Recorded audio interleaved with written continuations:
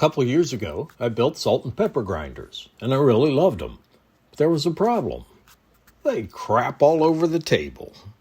So my solution was to make a tray that they fit into. The tray holds all the salt and pepper that falls out of the grinders and keeps your table clean. I liked this solution. The only problem was I gave a couple away as gifts and never built them a tray. So today we're going to build 2 more trays. I knew basically what I wanted, so I sat down and made a quick sketch.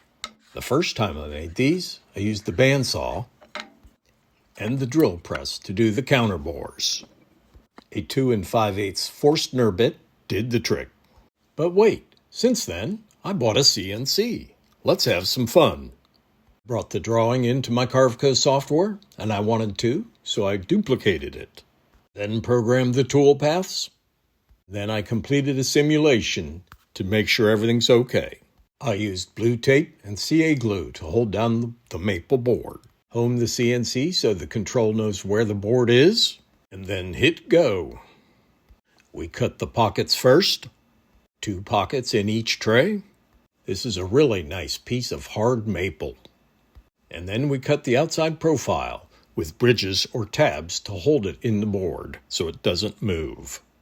And now I use a flush trim router bit to clean up the bridges or tabs and release the parts from the board. And a little bit of sanding on the belt sander.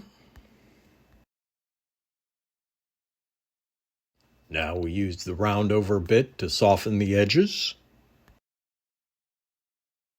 And finally, a little hand sanding. You always have to pay the piper. So these are looking good. Now all I need to do is finish them and deliver them. They look just like the original. I'm very happy. Thank you for watching. Please subscribe, like, and ring the bell. I appreciate you watching the Johnsonville Woodworker.